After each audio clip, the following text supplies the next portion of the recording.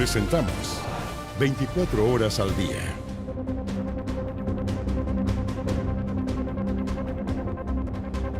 Trece horas en punto, bienvenidos a la revisión de noticias en 24 horas al día. Usted lo ve en la gráfica, 18 grados la temperatura actual aquí en la región metropolitana, pronosticados Montserrat Álvarez, 20 para esta jornada. Buenas tardes. Vengo del patio del canal, está calentito, está rico el sol, está calentando, así es. Bueno, y les contamos en otros temas de los cuales estamos muy pendientes porque en Curacaví siguen los trabajos para poder recuperar los cuerpos de las 6 personas que fallecieron en el trágico accidente de este avión ambulancia. Sofía Carrizo está en el lugar para contarnos. Sofía, buenas tardes.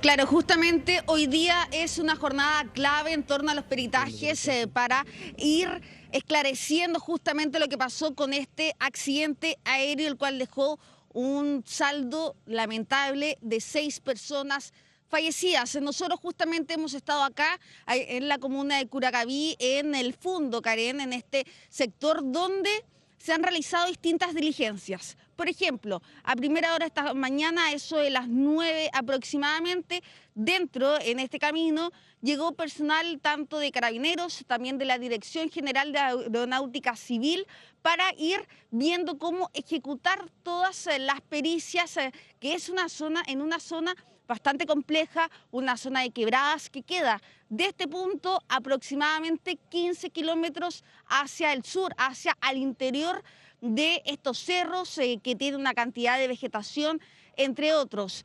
A mi espalda hay un helicóptero, que ese mismo helicóptero, luego de realizar la gestión correspondiente, trasladó de este punto vía aérea a personal tanto del GOPE, del Grupo de Operaciones Policiales Especiales, la BOCAR, Laboratorio Criminalística de Carabineros, y también la Dirección General de Aeronáutica Civil hacia el sitio del suceso, que demora aproximadamente 10 minutos. El sitio del suceso, para explicarles, además de estar en una zona compleja de quebradas, de vegetación, abarca un radar de aproximadamente 500 metros a la redonda. De esa manera está trabajando personal policial para ir recabando todo tipo de evidencia, el fuselaje también de la misma avioneta, que lo hemos visto a través de las imágenes, que quedó completamente destruida y también esparcida en distintos puntos, y por lo mismo es relevante ir aislando este sitio e ir también recabando cada pieza, también para ir esclareciendo el por qué ocurrió todo este lamentable suceso. Tenemos declaraciones por parte de Carabineros, porque además de los peritajes, de ahí también se tiene que realizar la recuperación de los cuerpos que tienen que ser retirados vía aérea desde el sitio del suceso, porque es de difícil acceso y trasladado hacia Santiago. Pasemos a escuchar las siguientes declaraciones.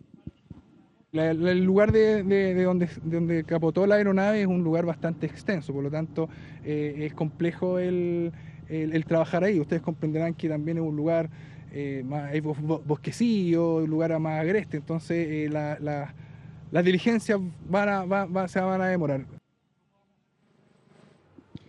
Claro, son diligencias largas que tome una gran cantidad de horas, al menos eso nos mencionaba el coronel en esta vocería que nos entrega hace tan solo minutos atrás, y nos esclarece todo esto. Yo les comentaba, los cuerpos van a ser trasladados hacia Santiago vía aérea, debido a que ya nos han dicho que el servicio médico legal no va a llegar a este punto. Además, sumémosle que es de difícil acceso. Se ha hablado, ha trascendido que eventualmente serían trasladados hacia la Escuela de Especialidades de Carabineros, que queda en la comuna de Estación Central. Ahí deberían realizarse los peritajes más especializados por esa unidad, valga la redundancia, de especialización de Carabineros, y posterior a aquello entregados al servicio médico legal. Ese sería más que nada el conducto de lo que conlleva los peritajes y también de la identificación de los mismos cuerpos. Como también ha sido lo que conlleva los trabajos, la búsqueda, Monse y Andrés, la jornada del día de ayer, bastante compleja, bastante extensa. Ayer no teníamos las condiciones climáticas como ahora, ayer estaba lloviendo. Sin embargo, en esa ventana, pequeña ventana de de cese de las precipitaciones se realizó un sobrevuelo. Veíamos también las imágenes cuando está en el aire este helicóptero, el Black Hawk de la Fuerza Aérea, viendo en los puntos de interés que fueron triangulados a través de varios factores.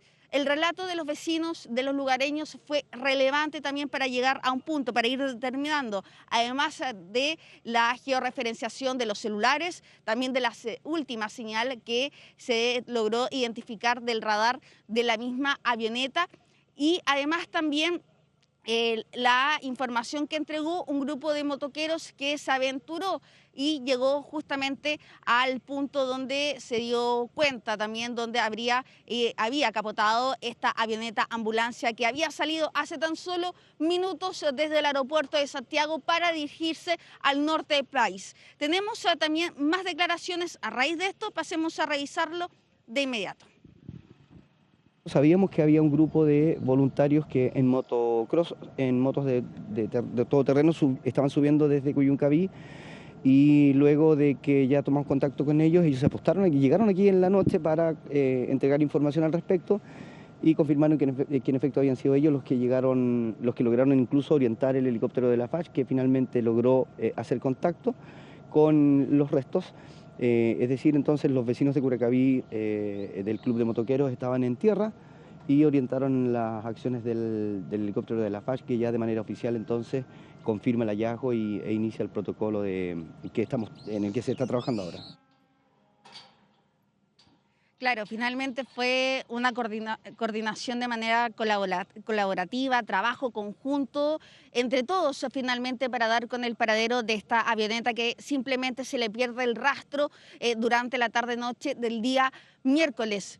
Lamentablemente la noticia fue confirmada 24 horas después, cerca de las 7 de la tarde de la jornada del día jueves, acá mismo, donde las autoridades confirmaron que las personas que iban al interior de esta avioneta ambulancia con dirección desde Santiago hacia Arica, lamentablemente estaban todas fallecidas. Cuando hablamos de las personas que iban a bordo, estamos justamente hablando de 2 tripulantes, un doctor, una enfermera y también el paciente y su acompañante. Han sido horas de dolor. Ayer veíamos a los familiares que algunos iban llegando, no quisieron hablar con la prensa en una primera instancia, se entiende porque estaban enfrentando ese duro dolor, también con mucha duda de qué es lo que estaba pasando, cómo se encontraban sus seres queridos, pero lamentablemente la noticia fue confirmada y por lo mismo las autoridades han intentado realizar todas estas diligencias con una manera muy respetuosa, muy cuidadosa, y nosotros también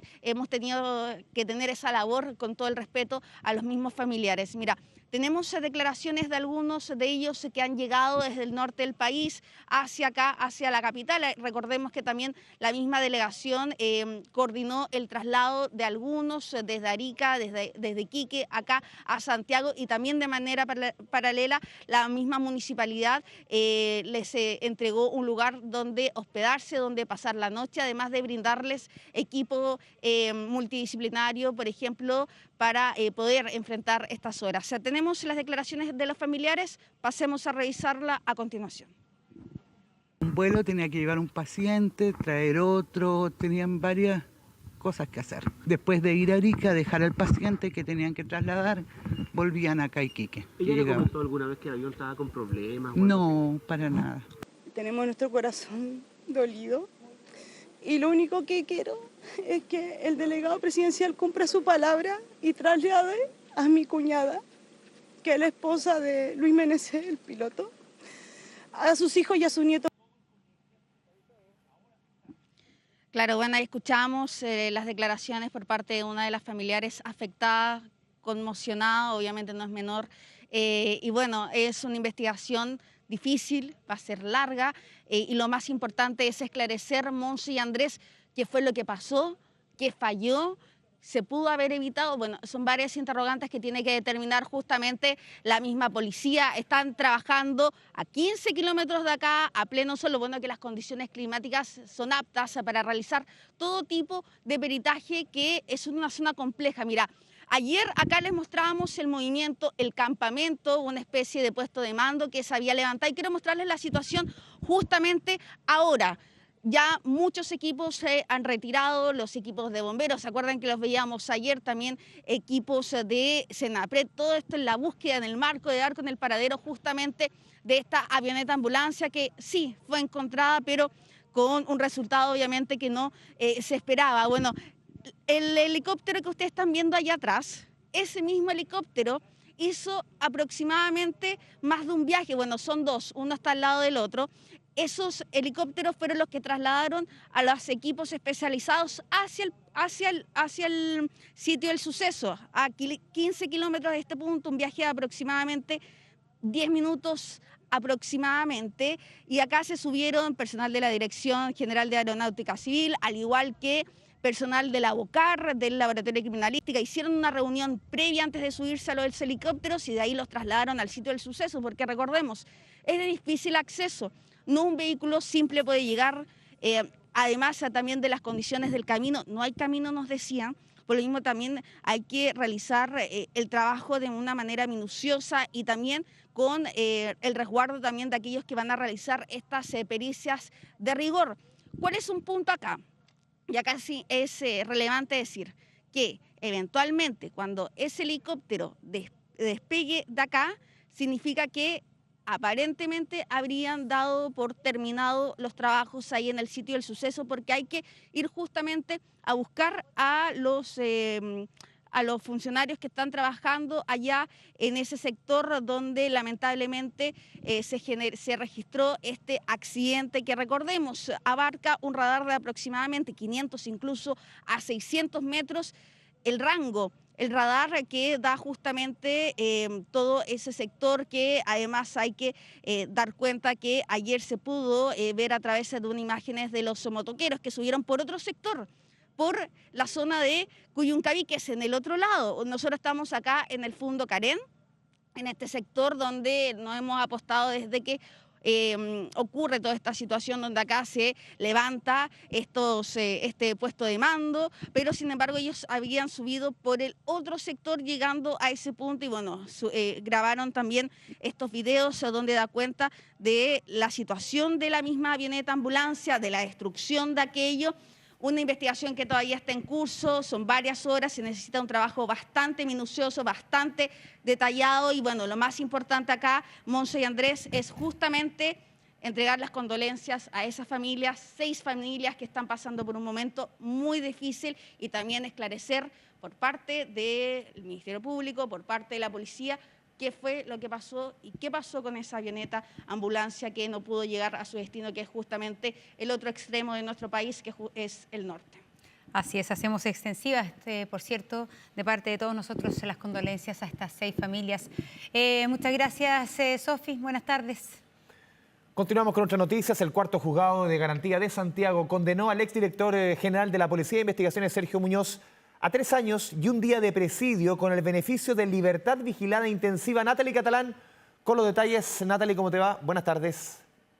Muy buenas tardes. Claro, una jornada muy importante para todo lo que tiene relación con el denominado caso Audio o caso Hermosilla, porque esta es la primera condena que se da a raíz de las investigaciones que surgieron de ese audio que grabó Leonardo Villalobos y que provocó la incautación del teléfono del abogado Luis Hermosilla. Teléfono que fue una verdadera caja de Pandora porque tenía conversaciones con distintas personas, entre ellas la investigación que se llevó adelante contra el que entonces era el director general de la Policía de Investigaciones, Sergio Muñoz. Un procedimiento abreviado, un acuerdo al que llegó la Fiscalía Oriente, el Consejo de Defensa del Estado y Sergio Muñoz para hacer este procedimiento abreviado donde hoy se le condena y se ratifican entonces los delitos que le imputaba el Ministerio Público al exdirector de la PDI por revelación de secreto de carácter consumado y reiterado en su contra por haber filtrado información al abogado Luis Hermosilla de distintas causas que él llevaba. ¿Qué casos fueron filtrados? Algunos detalles que recibía él en su calidad de director general de la Policía Civil. El caso Dominga, por ejemplo, que tenía también relación con empresas del entonces presidente Sebastián Piñera. El caso de los casinos Enjoy. La investigación que se llevaba adelante de otro director general, el director general anterior de la PDI, Héctor Espinosa, por lavado de activos. También la causa que se lleva en contra del exalcalde de Vitacura, Raúl Torrealba, que era lo que se acreditó por parte del tribunal durante esta jornada, que hacía hacía Sergio Muñoz? Le enviaba mensajes de WhatsApp a Luis Hermosilla, le adelantaba algunas de las diligencias que distintos fiscales le pedían a él como director general de la PDI o a distintas personas que trabajaban en distintas áreas dentro de la Policía de Investigaciones. Le mandaba fotografías de los oficios que a él le llegaban pidiendo información, pidiendo diligencias, y le informaba a este abogado antes de que él tuviera tuviera que tener conocimiento de esas diligencias solicitadas. Él sabía, por lo tanto, algunas de las cosas que iban a hacer, algunas de los procedimientos, de las investigaciones que iba a llevar adelante la Policía de Investigaciones en las causas que él llevaba, que son las que le mencioné. Ellos llegaron a un acuerdo con el Ministerio Público. Sergio Muñoz reconoce y acepta estas imputaciones, se le condena a 3 años y 1 día, como tú decías, Andrés, de presidio menor en su grado máximo, lo que se traduce en una libertad vigilada. En los próximos días se va a decretar cuáles van a ser esas medidas, si es que va a tener alguna firma mensual, por ejemplo, pero además pierde los derechos políticos, no puede votar en el resto de su vida, y además queda con la prohibición de ejercer cargos públicos durante el tiempo que dure la condena. Hubo palabras breves a la salida de la audiencia, tratamos de conversar con él, fue una salida bastante problemática porque él iba acompañado de un familiar y de una tercera persona que se dedicó a golpear a la prensa, y que incluso cuando él intentó decir algunas palabras también lo empujó a él para evitar que hablara con los medios de comunicación. Revisemos parte de ese momento cuando finaliza y se acredita entonces la condena contra el ex director general de la PDI, Sergio Muñoz. Cometí un error que he asumido íntegramente. No he querido comprometer jamás a la Policía de Investigaciones. Oye, no me agredas, no me agredas. No me agredas. Por favor. Mire, usted estaba conversando con nosotros antes que nos agrediera la persona que lo acompaña. Si puede seguir desarrollando lo que usted va diciendo, Sergio. Por favor, usted me ¿Puede está darnos las palabras? ¿Puede darnos las palabras? Cayó en un influjo de eventuales influencias o posibilidades o cercanía con el poder que a él le podrían haber facilitado hacer mejor su gestión en la PDI, como él pensó, en beneficio del país y en general en beneficio de la institución. Y eso quedó en evidencia que nunca había sido cierto y que había una ostentación allí muy grave. Toda la motivación que él había tenido no era otra que servir a la PDI, servir al país. Claro, escuchábamos también palabras de la defensa de Sergio Muñoz, que decía que acá no hubo, según su versión, por supuesto, beneficios económicos, y según lo que él señala, tampoco se pudo comprobar esa imputación por parte de la Fiscalía. Por eso se le condena por revelación de secreto en carácter de consumado y reiterado a Sergio Muñoz por haber entregado información a Luis Hermosilla. Señala su defensa que lo hacía para hacer mejor el trabajo, para beneficio de la institución. Se le consultó cómo se podía beneficiar a la institución compartiendo y filtrando también antecedentes y diligencias que se le solicitaba a la Policía de Investigaciones en causa que llevaba Luis Hermosilla, y no queda claro cuál era ese beneficio. Sin embargo, también lo señala Sergio Muñoz en las pocas palabras que pudimos obtener de él, que él reconoce que cometió un error grave y que no era su intención perjudicar a la institución. La Policía Civil, que él dirigió durante los años 2021 hasta el 2024. Para la Fiscalía Oriente, para el Consejo de Defensa del Estado, este es un caso importantísimo porque es la primera condena que se da en el marco del caso Audio o del caso Hermosilla. De todas las diligencias que se llevan, de todas las causas que se llevan en paralelo, esta es la primera condena que se obtiene, y se obtiene de manera tan rápida también porque llegan a un procedimiento abreviado donde Sergio Muñoz finalmente reconoce todos los delitos. Escuchemos.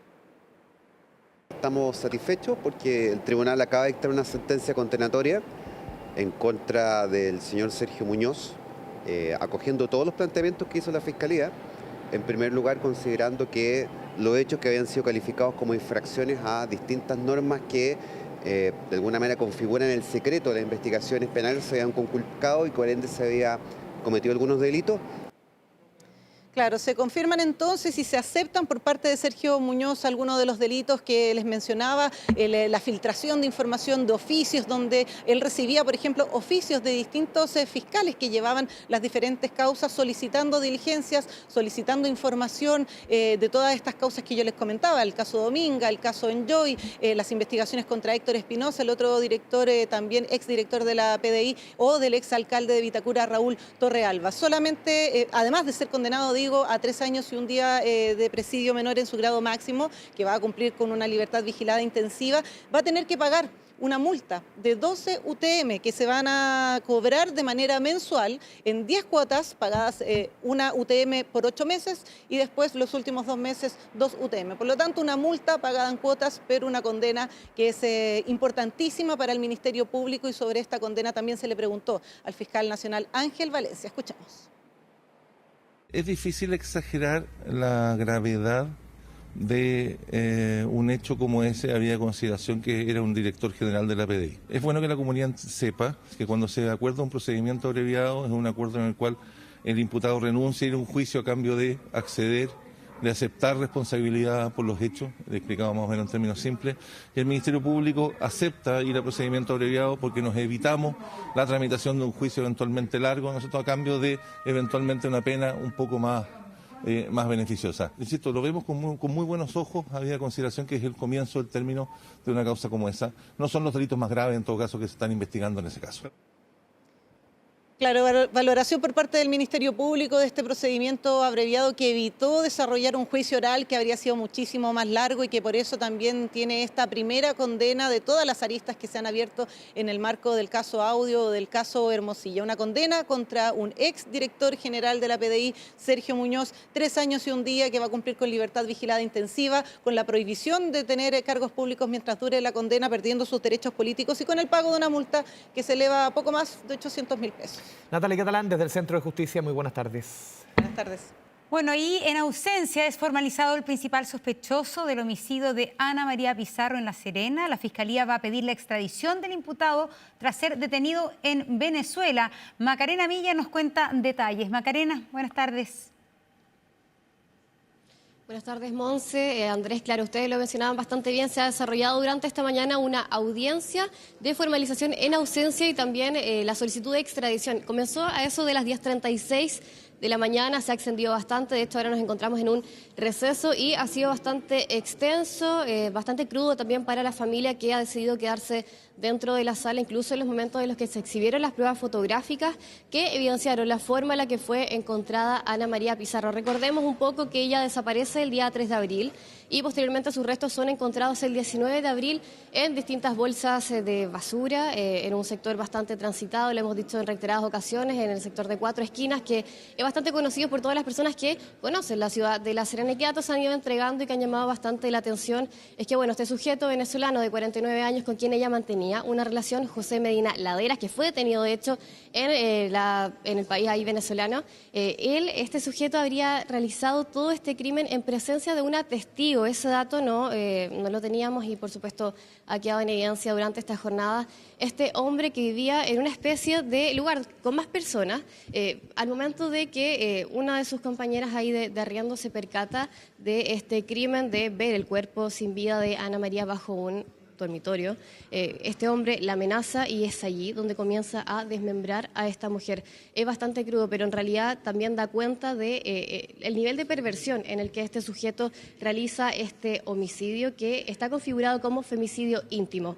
A ello también se suma el delito del año 2019 de María José Zambra. Ella desaparece en agosto de 2019, se hace la denuncia de presunta desgracia. ¿Y cómo se llega a ligar estos dos casos? Primero que todo, tienen un tipo de desmembramiento bastante similar, son halladas también de forma bastante similar en bolsas de basura y en lugares muy similares en cuanto a la composición. Estaban en zonas húmedas cercanas ahí en el caso de Ana María a un canal, a un predio, y también en el caso de María José Zambra a la ribera del río Elqui. Así que vamos a pasar a escuchar parte de un ambiente que dieron acá a conocer los fiscales, porque este sujeto habría confesado el crimen y además amenazado a la familia de la víctima. No sigan investigando, no sigan prolongando, no sigan acusando a nadie, no sigan metiendo a nadie más en que peor. Dejen el caso hasta ahí. Si este audio lo escucha la PDI o se lo pasas tú también me lo vas a pagar. No me importa hacerte a ti tampoco, si no me importa hacerla, ¿no? Claro, ahí ustedes lo escuchaban, parte en realidad de este mensaje de WhatsApp por audio que envía este sujeto ya desde Venezuela.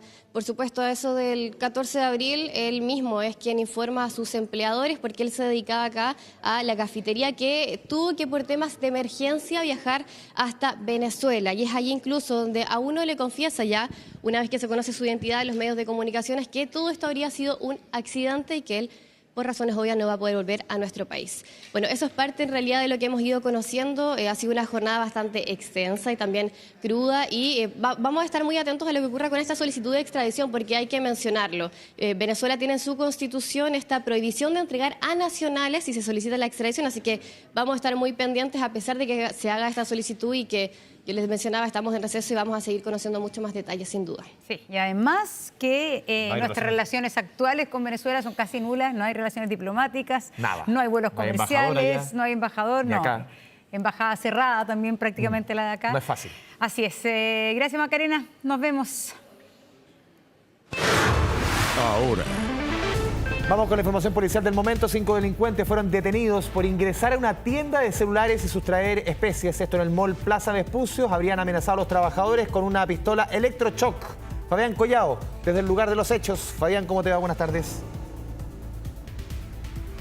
Muy bien, muchas gracias y muy buenas tardes, Andrés Monse. Claro, comuna de la Florida, Mall Plaza Vespucio, el que fue protagonista de esta jornada, producto de este violento asalto en el distribuidor oficial de Apple al interior del recinto comercial. Se trata de un grupo de al menos 5 delincuentes, los cuales ingresaron hasta este centro comercial, valga la redundancia, donde intimidaron a los 2 trabajadores que estaban al interior. Acá lo que llama la atención es con una arma electrochoc, con la cual los dejaron a un lado a las personas que estaban desarrollando su labor en esta tienda Aufbau para posteriormente sustraer diversos teléfonos celulares y tratar de arrancar del lugar. Personal de seguridad de Mall Plaza inmediatamente alertó a carabineros, los cuales gestaron todo un operativo en la zona y en la entrada del metro Bellavista de la Florida cuando estaban próximos a arrancar. Estos delincuentes fueron capturados por parte de los uniformados de la 26ª comisaría. Es así como esta banda de 5 delincuentes se pudo apreciar que todos son menores de edad, entre 15 a 17 años. Además, se recuperaron 3 millones de pesos, parte del avalúo comercial que se había realizado a este violento asalto e insistimos, con un arma electrochoc, lo que llama la atención. Vamos a revisar declaraciones en voz de carabineros. Que 5 sujetos anteriormente habían ingresado a la tienda y habían sustraído 2 teléfonos con un avalúo de 3 millones de pesos aproximadamente. Carabineros rápidamente salió en persecución de los sujetos, logrando la detención de 5 de ellos y la recuperación de los 2 celulares de alta gama. Bueno, los encargados de la tienda se vieron intimidados primeramente por la cantidad de individuos que ingresan al lugar y además por este tipo de pistola electrochoc que ellos utilizan. Llama toda la atención que con arma electrochoc hayan intimidado a trabajadores al interior del Mall Plaza Vespucio, la tienda Aufbau, que es el distribuidor oficial de Apple en nuestro país, uno de ellos, al menos donde venden exclusivamente teléfonos celulares de la marca. Por eso que son apetecidos por los delincuentes, que en este caso esta organización delictual de menores de edad está tras las rejas. Vamos a revisar otras informaciones. Nos trasladamos al centro de Santiago. Un accidente que tuvo como protagonista a 2 carabineros. Todo esto en calle San Pablo, a la altura del Paseo Puente. Cuando estos 2 funcionarios que estaban de servicio, estaban transitando por el lugar, no realizando precisamente en esa intersección controles ni fiscalizaciones, pero ellos estaban esperando la luz verde del semáforo cuando ustedes ven las cámaras de seguridad. A toda velocidad, un vehículo que iba en diagonal termina embistiéndolos, termina atropellándolos, además generando gran nivel de destrucción. A raíz de todo esto es que los funcionarios tuvieron que ser inmediatamente estabilizados o posteriormente derivados hasta el hospital institucional. Se encuentran con lesiones de gravedad. uno con heridas más complejas que el otro, pero afortunadamente fuera de riesgo vital. De todas maneras, el conductor inmediatamente fue detenido. De hecho, se le practicó el alcotest, el cual arrojó resultado negativo. No tendría alcohol en la sangre al momento de conducir, pero según el relato que hizo él, es que perdió el control del vehículo producto del pavimento resbaladizo vinculado a las últimas precipitaciones en la región metropolitana. De todas maneras, el exceso de velocidad es evidente, se puede circular máximo 50 kilómetros por hora, sobre todo en el centro de Santiago, y claramente esto ascendía a 80 o a 100 según lo que se aprecia en imágenes de televigilancia. De todas maneras, además, otras 3 personas que son civiles, que estaban en los alrededores, resultaron con algunas lesiones, pero de menor gravedad, y un kiosco absolutamente destruido. Vamos a revisar más antecedentes a esta hora de la tarde. Es necesario mencionar que habían 2 carabineros de servicio que se encontraban realizando patrullajes por el sector céntrico, los que se vieron afectados a raíz de este atropello. Las lesiones se mantienen de carácter reservado y se está revisando los antecedentes médicos de rigor para poder determinar cuáles son las lesiones que tienen estos funcionarios. Al momento se mantiene una persona detenida y se están realizando las diligencias para poder determinar la responsabilidad eventual que tuviera los hechos que han acontecido.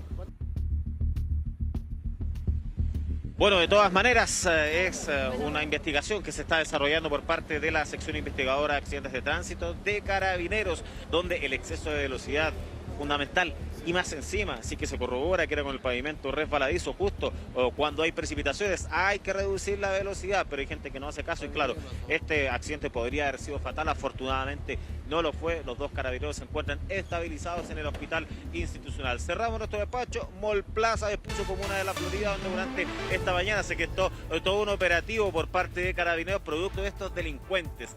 Banda de menores de edad, entre 15 y 17 años, todos detenidos por robar teléfonos celulares de alta gama. Estaban escapando justo antes de llegar al metro, fueron capturados por parte de Carabineros. De todas maneras, acá lo que llama la atención es una cosa sobre todo, con armas electrochoc. O sea, imagínense, justo cuando había estado la polémica, las armas Taser para Carabineros, luego se aprobaron y delincuentes, ningún problema para poder tener ellos en su poder e intimidar a personas, a trabajadores, en este caso del Mall Plaza Vespucio, y estas armas fueron decomisadas de todas maneras por parte de la policía uniformada.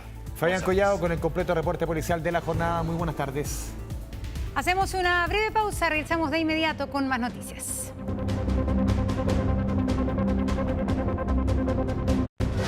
Ya volvemos con 24 horas al día. Volvemos con las noticias. Una banda dedicada al tráfico de drogas y posiblemente vinculada a delitos en Europa fue desbaratada tras un operativo en Biobío. Se incautaron drogas, vehículos, dinero y relojes de lujo. Los detalles hasta ahora junto a David Yáñez desde el Biobío. David, buenas tardes.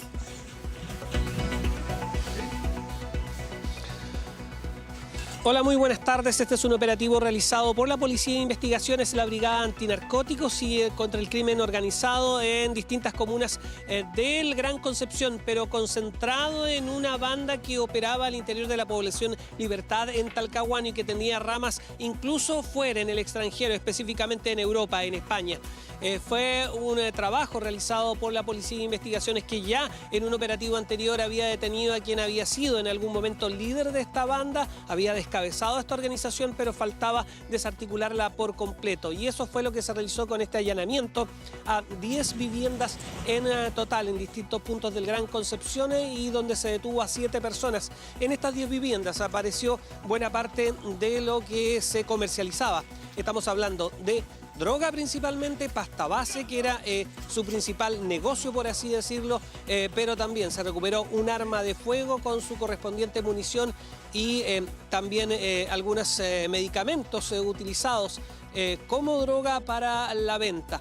Incluso había algunos relojes de alto valor, relojes de oro y relojes de marca que, según la investigación que mantiene los detectives, tendría alguna relación con robos en España, razón por la cual se está realizando un contacto con la Policía Nacional Española y poder establecer efectivamente si ese es el origen de esta parte del botín. Tenemos declaraciones.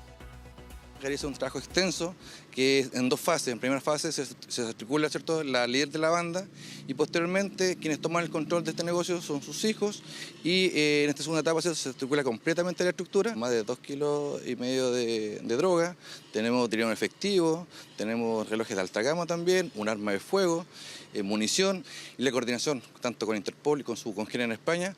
Sabemos que una de las integrantes de esta estructura también tiene una conexión en diferentes delitos en España. Y así como hay bandas locales en la región, hay bandas intermedias, también tenemos bandas que son transnacionales y es importante que el desbaratamiento de esas bandas siga ocurriendo con el trabajo coordinado e interinstitucional como se ve en esta operación.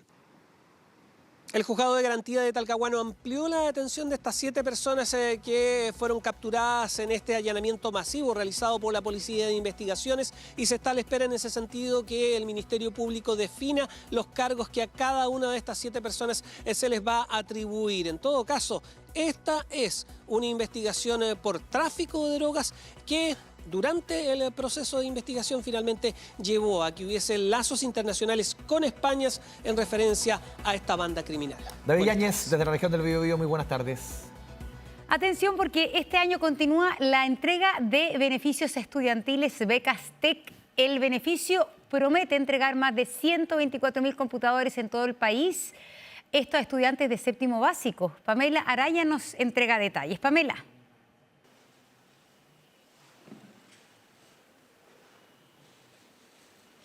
Hola, muy buenas tardes. Estoy en la bodega donde se están empaquetando y revisando todos estos computadores y les quiero mostrar uno de ellos para que vean cómo es este computador que van a recibir ya en las próximas semanas. Viene con todo instalado, no hay que hacerle nada, llegar y prenderlo. Ahí está, el navegador tiene 2 navegadores por si acaso, que está conectado a internet por 10 meses. Trae enlace directo a Junaep, a la Biblioteca Nacional para que los niños puedan hacer sus tareas y además tiene esto, que son los recursos educativos. Hay una lista con una serie de material para que todos los estudiantes de séptimo básico y de ahí en adelante, por supuesto, porque ahí les queda el computador para siempre, puedan acceder. Inglés, por ejemplo, inteligencia artificial, así que es un computador que está completo, con licencia de Windows, Microsoft de por vida, decían las autoridades acá cuando estaban chequeando que todo anduviera bien en el marco de estas becas TIC. Características: 128 gigabytes de disco duro, 8 gigas también de memoria RAM y lo más importante que es bien livianito, para que si los niños tienen que llevarlo al colegio no tengan mayores problemas por eso. Así entonces es que yo les decía que esto es para estudiantes de establecimientos públicos y algunos de establecimientos subvencionados, particulares subvencionados. Ahora bien, no son todos. ¿Quiénes pueden recibir este computador? Aquello lo explicó la directora de la Junaep y la escuchamos. A los establecimientos de educación subvencionada adscrito a gratuidad se genera un proceso de priorización que tienen que estar según su nivel de vulnerabilidad, tienen que estar bajo el 40% de vulnerabilidad. Bien, ahora también hay que decir que hay otra herramienta y que se las quiero mostrar de inmediato, que es un software. Dice Juego de Seguridad Vial. ¿De qué se trata esto? ¿Cuál es el objetivo? De aquí habló el ministro de Educación. Viene con un juego de seguridad vial, es un trabajo que se ha hecho en conjunto con CONACET justamente en el ámbito de la prevención, porque lamentablemente tenemos muchos casos de estudiantes que son víctimas de atropellos y accidentes automovilísticos y ese juego les va a permitir aprender reglas, normas y elementos de prevención también. Uno hace clic donde yo les mostré y primero pone el nombre, la edad, un código que da el profesor y acá está el juego. Ven que es una calle con varios desafíos. 4 hermanos y su mascota. Y ahí hace una pregunta y van a preguntar, por ejemplo, elementos de protección. Tengo que pensar rápido. Y aparece, ya, casco. Ay, ¿qué más aparece aquí? Guantes, no. La silla para los niños. Bueno. Hay nivel completado, solamente un ejemplo entonces de cómo son estos juegos. Recordarle entonces, ya en las próximas semanas se van a conocer los resultados públicos y particulares subvencionados, solo séptimo básico, licencia gratuita por mucho tiempo, 10 meses de internet, una tremenda herramienta que por supuesto los niños necesitan para poder estudiar y así complementar su aprendizaje. Buenísimo, ¿ah? Buenísimo entonces Sí, pues. este incentivo que hay a los alumnos de séptimo básico. Oye, antes de ir a la pausa, les tenemos un tremendo panorama para este domingo 11 de mayo, porque regresa la corrida familiar Aguas Andinas Río Ría 2025 a Santiago. La actividad deportiva que recorre el lecho del río Mapocho busca reunir a los amantes del deporte y, lo más importante, a toda la familia. El evento contará con 2 recorridos de 5 y 10 kilómetros a partir de las 9:15 y 9:45 respectivamente. Este encuentro en su 7ª edición busca crear conexión entre las personas y el entorno para formar una ciudad más integrada, más limpia. Los puntos de encuentro serán en las cercanías del Puente Pío IX y en la Concepción, en la comuna de Providencia. El final del trayecto y la meta de los deportistas estará dispuesta en el Metropolitan Santiago, el ex Casapiedra. Ahí es el final, ¿no es cierto? Ahí es la meta.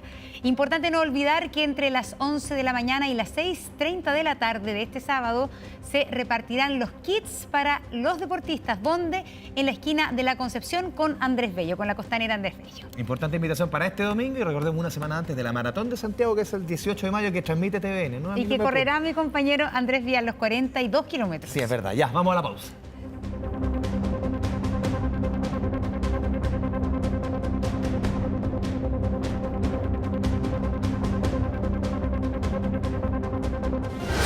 Ya volvemos con 24 horas al día. Bueno, el Papa León XIV celebró ya su primera misa como líder de la Iglesia Católica, un día después de su histórica elección en el cónclave, y ya estamos junto a Sofía Norman justamente para que nos cuente de todo este primer día y demás noticias internacionales. Hola, exactamente, ¿cómo están? Muy buenas tardes. Ya se cumplieron más de 24 horas desde que vimos el humo blanco, que vimos también el anuncio del Habemus Papam. Hoy el primer día completo de hasta ayer el cardenal Prevost, pero hoy día ya convertido totalmente en el Papa León XIV. Tuvo algunas actividades ya para marcar este inicio de su pontificado, como lo que estamos viendo ahí en las imágenes. Lo que fue su primera misa, ahora volvió a la Capilla Sixtina, pero convertido en el líder de la Iglesia Católica, junto a los 133 cardenales electores, quienes votaron, quienes llegaron a ese consenso para que él justamente se convierta en el líder de la Iglesia. Estamos viendo lo que fue esa transmisión, esa misa, bien temprano para nosotros, eran más o menos las 5 de la mañana cuando comenzó esta ceremonia que estamos viendo al interior de la Capilla Sixtina, con esa pausa que tuvimos durante el cónclave, que no pudimos ver lo que estaba pasando en el interior. Hoy no fue el caso, pudimos ver la misa, las palabras también que entregó el Papa León XIV entonces a los cardenales, pero también al resto del mundo, sobre todo a los fieles católicos que estaban esperando ahí esta ceremonia, esta misa, que es parte de lo que les decía fue el primer día completo de este nuevo Papa, pero quien ha estado obviamente allá en la Plaza de San Pedro, en el Vaticano, tomando todo lo que es el pulso a este primer día, Constanza Santamaría, que nos va a contar también más detalle de lo que ha pasado durante este día después del término del cónclave. Connie, ¿cómo estás? Muy buenas tardes.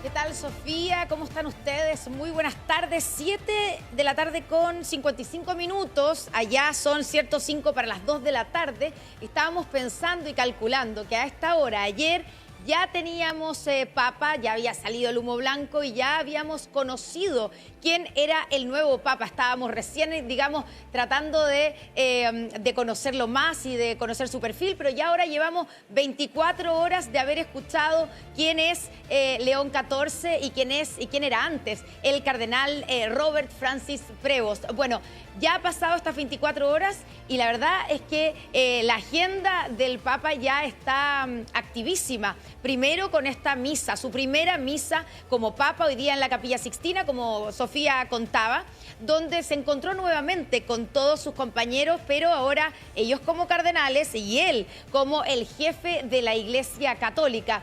tuvo una homilía importante porque, claro, ayer tuvimos sus primeras palabras, escuchamos cuáles van a ser sus énfasis, pero era un discurso más bien corto, el que escuchamos ayer cuando se asomó aquí al balcón de la Basílica de San Pedro y habló de la necesidad de hacer puentes, de hacer puentes entre distintas partes del mundo. Habló de la paz, habló también del diálogo, pero hoy día habló además del declive de la fe. El declive de la fe en función de otras seguridades, como dijo él, como el dinero, como, digamos, incluso la tecnología. Escuchemos parte de las palabras del Papa León XIV en su primera misa, en su primera homilía como el máximo jefe de la Iglesia Católica.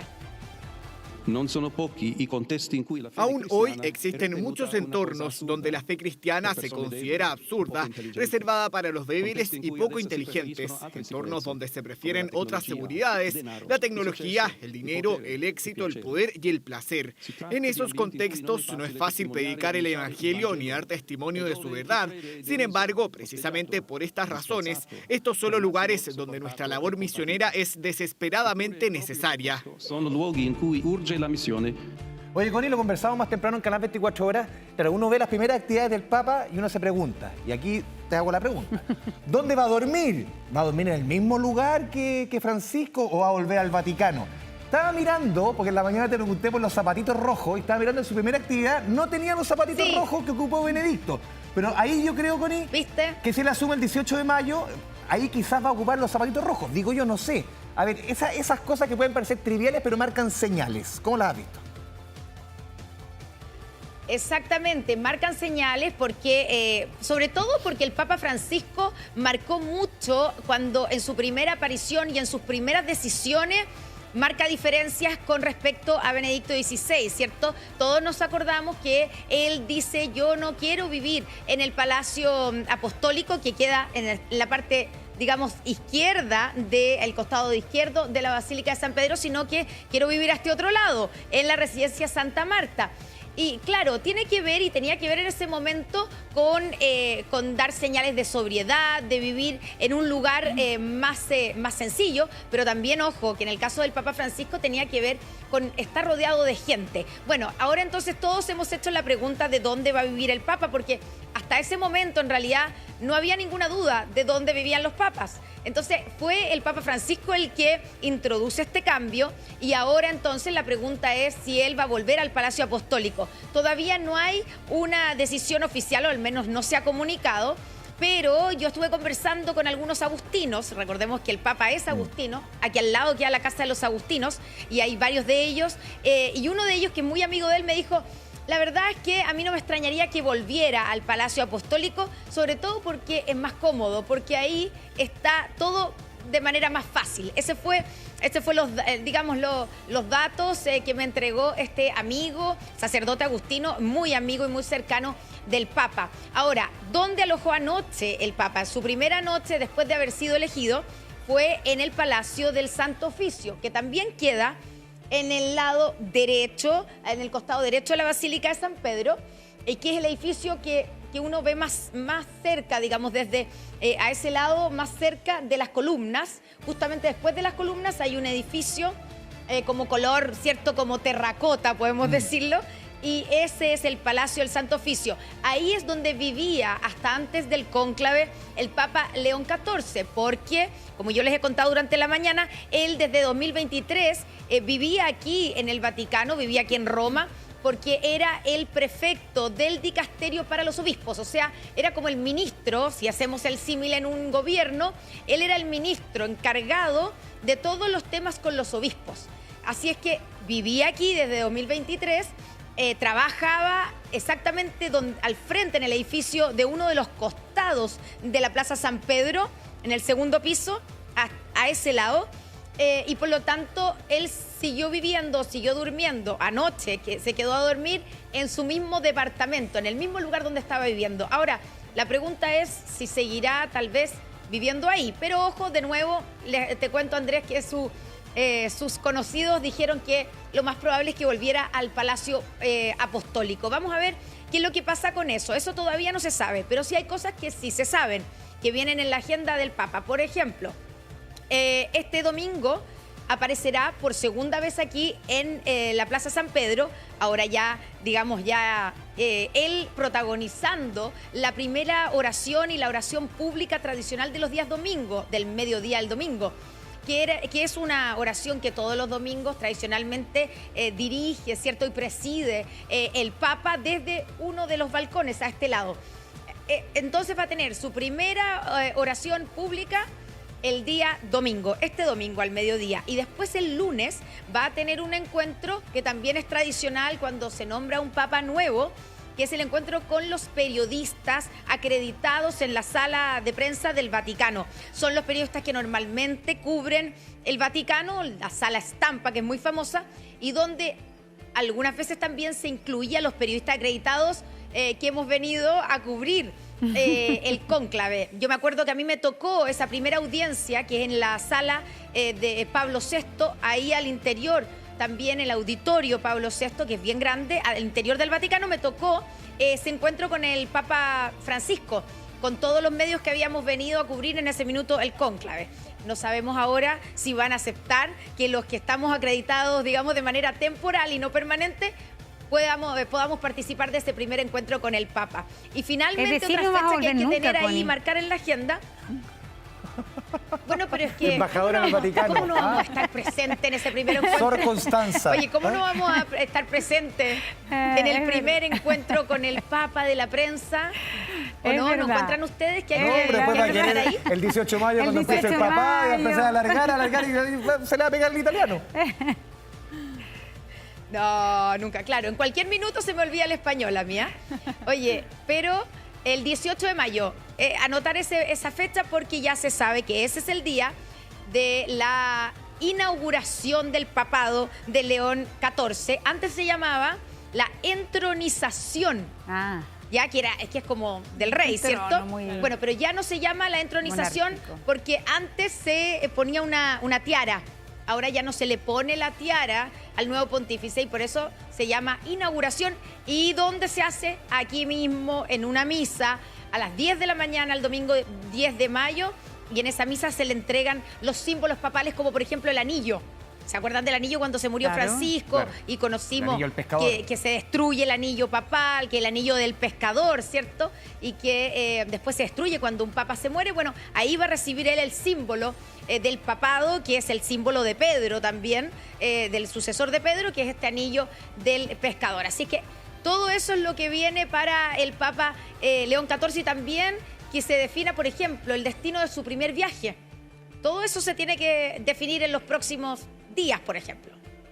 Así es, sí. Y bueno, y también habló el cardenal Chomalino, ¿cierto? Conversó con la Connie. Conversó sí, muy pues, llanamente. estuvimos con él. Así es, muy llanamente. Escuchemos lo que dijo el cardenal Chomalino. Y él tiene una historia familiar interesante porque nos contaba en la comida que tuvimos juntos, que me pidió que me sentara a su lado, pero fue por casualidad, porque me pilló solo ahí en una mesa, me dijo, oye, ven para acá, y así que me senté. Yo le pregunté por su familia. Una persona muy sencilla, que habla poco, escucha mucho, habla poco, escucha mucho, y conoce la curia porque estuvo 2 años a propósito del tema del nombramiento de obispo. Así que yo pienso que es una persona muy, muy completa, muy simpática. Como dice el Papa Francisco, que no quería católicos con cara de vinagre, y él está lejos de tener cara de vinagre. Mira, no sabía eso de la cara de Los vinagre. viejos vinagre de zumo. Claro, muy argentina la referencia del Papa Francisco, Connie. Sí, pues era así. Oye, pero en todo caso hablamos sí con el cardenal Chomalí. Igual le tratamos de sacar un poquito, de sonsacar algo del cónclave, así como, ya, pero ¿cuánto les costó ponerse de acuerdo? Le pregunté yo.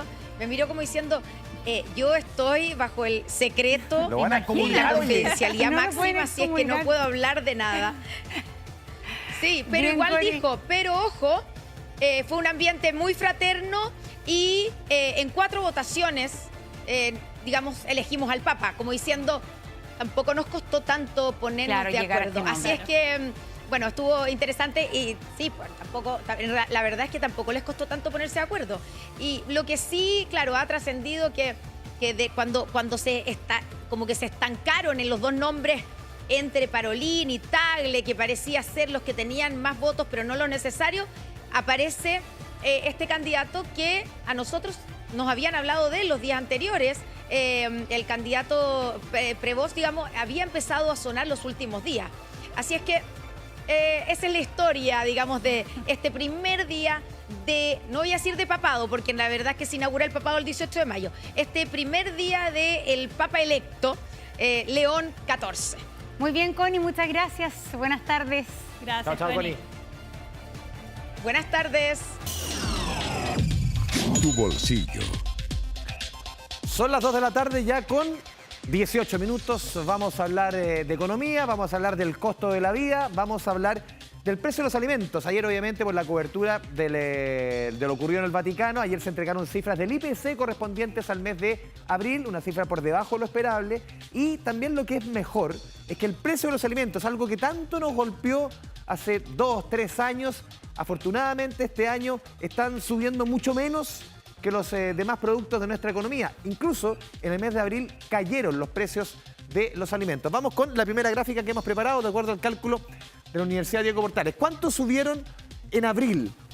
Toda la canasta básica de alimentos, recordemos que la canasta básica es aquella que comprenden 80 productos que son muy importantes para calcular la línea de la pobreza y la extrema pobreza en nuestro país. Esa canasta básica de alimentos cayó en el mes de abril. O sea, esos 80 productos, si hacemos el promedio, cayeron 0,4% en el cuarto mes del año. En cambio, el IPC subió 0,2%. Fue una buena noticia que subió mucho menos de lo que se esperaba, pero mejor noticia es que caiga el precio de los alimentos, sobre todo para familias más vulnerables. Vamos con la siguiente estación. ¿Qué ha sucedido en los últimos 12 meses? Aquí también el escenario es positivo. ¿Por qué? Porque esta canasta básica de alimentos ha subido 3,5% en los últimos 12 meses, mucho menos que el IPC, que subió 4,5%. ¿Cuáles fueron los productos que más cayeron y los que más subieron? Vamos con la siguiente estación. Otro elemento importante antes de ir con los productos es la UF, que va a subir, no tanto como otras veces, va a subir 78 pesos el próximo mes y va a quedar en torno a los 39.200. Pero vamos a los productos en esta ocasión que más subieron durante el mes de abril. Los tomates, 7,1%. La leche, sobre todo la leche entera, 4,2%. El té, los espirales, son buenos los espirales. Y también los huevos, que hemos visto que no solamente subieron en abril, han subido durante los últimos meses en promedio, en el global, casi un 40%. ¿Y cuáles fueron los productos que más cayeron en el cuarto mes del año? Casi todos productos que tienen que ver con vegetales. Las zanahorias, 5,9%, una fruta aquí, el plátano, 5,7%, las manzanas, 5,7%, y también las papas, que cayeron 4,3%. Buen escenario, dicen los economistas, en lo que ha pasado y lo que va a pasar por los alimentos. No debiesen subir. Y buen escenario también en el precio de los combustibles. Vamos con la siguiente estación, porque el próximo 15 de mayo, el próximo jueves, se entrega un nuevo reajuste de parte de la Empresa Nacional del Petróleo. Ya llevamos varias semanas consecutivas de caída del precio de los combustibles. Lo que se plantea y se proyecta, de acuerdo a CLAPES-UC, es que la benzina 93 va a caer 25 pesos, la de 97 va a caer 16 y el diésel va a caer, me salió chinito, Monserrat Álvarez, 19 pesos durante la próxima semana. Recordemos que estos reajustes se entregan cada 3 semanas. Eso en buenas noticias para el bolsillo. Buenas noticias para el bolsillo de día viernes. ¿Con qué vamos? Vamos a la pausa, pero antes vamos a saludar a nuestro país. Vamos del norte al sur, vamos a empezar a saludar a los copiapinos. Qué bueno, ¿eh? Hace rato que no estamos en Atacama. Oye, pero mira, cielo azul en todas las ciudades que vamos a ir saludando.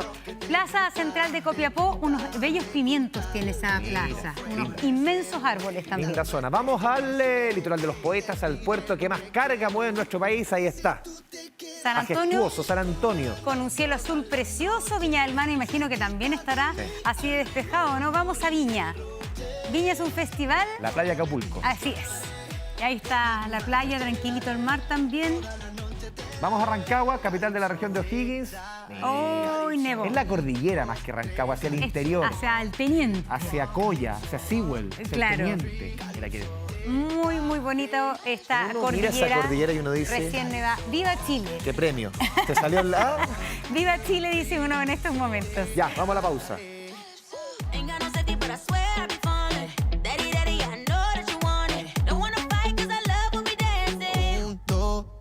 Buena, con un poquito de cerrón en tu boca, no tan poquito pa' que te vuelva loca. Esa mirada tuya no se Ya volvemos con 24 horas al día. Informe especial. Bueno, y en una decisión inédita, la Corte Suprema ordenó trasladar en un plazo máximo de 10 días desde las cárceles a hospitales psiquiátricos a todos los imputados por enfermedades mentales. La decisión deja al descubierto la compleja realidad que enfrentan estas personas en los penales del país. Todos los antecedentes de este fallo en www.informeespecial.cl con una E. Mira ahí también el reportaje que hizo Informe Especial la periodista Paz Montenegro, denominado Cárcel y muerte a la espera de un psiquiátrico el 2024, que da cuenta de 3 personas con graves problemas de salud mental que murieron dentro de uno de estos recintos. Informeespecial.cl con una sola E. Exactamente. Javi León, muchas gracias. Gracias a Que ustedes. vaya muy bien, Javi, Muy Andrés, y bien. ustedes un gran fin de semana, que descansen. Feliz día para todas las madres, para las que están, para las que no están, para las que serán. Ya, Así nos es. vemos el domingo. Yo tengo el central, así que me sigo muy bien, todo el muy domingo, bien. el Día de la Madre. Nos vemos, chao.